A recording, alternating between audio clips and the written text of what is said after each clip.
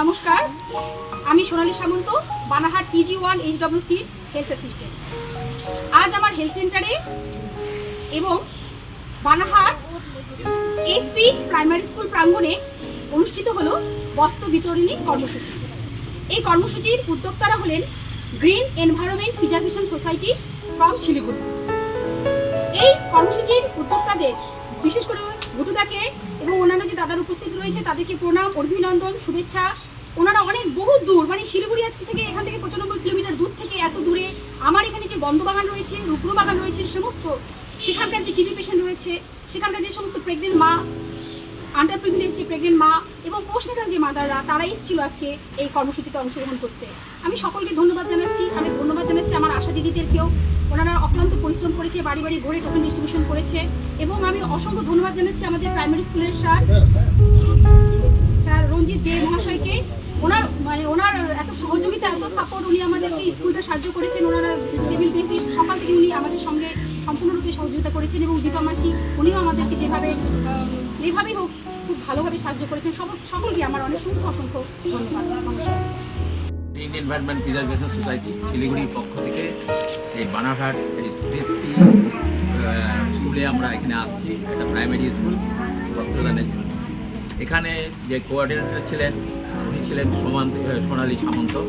উনি আমাদেরকে এই বস্ত্রদানের ব্যাপারে পুরো প্রোগ্রামটা উনি সাহায্য করেছে আমাদেরকে এই বস্ত্রদানের জন্য। যাই হোক, আমরা এখানে আসছি খুবই গরিব লোক এখানকার, তাদের মুখে কিছুটা হাসি ফোটাবার জন্য। যদি তারা পুজোর সময় শুরু করবেন।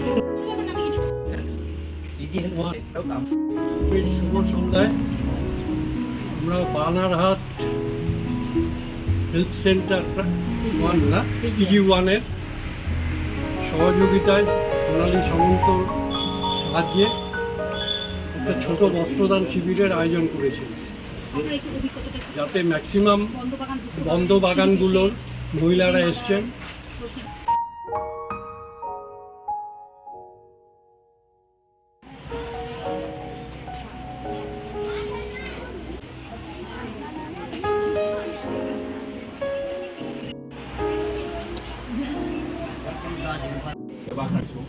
जो भी हो, हम लोग को अच्छा और मिलेगा, वो भी हम लोग चाहते हैं। आप लोग को कपड़ा नहीं होता है, इसलिए हमारा छोटा सा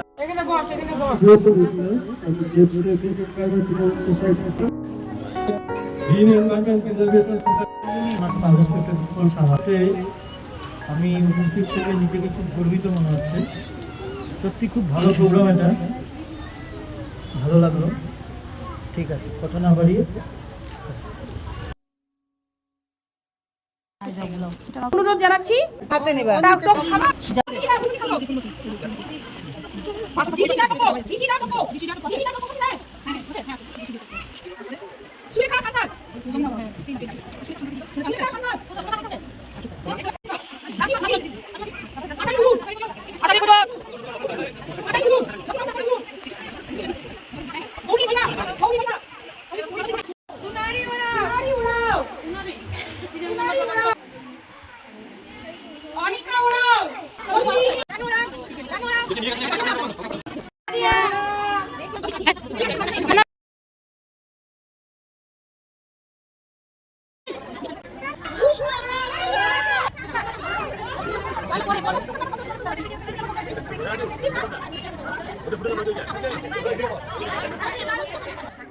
মিনা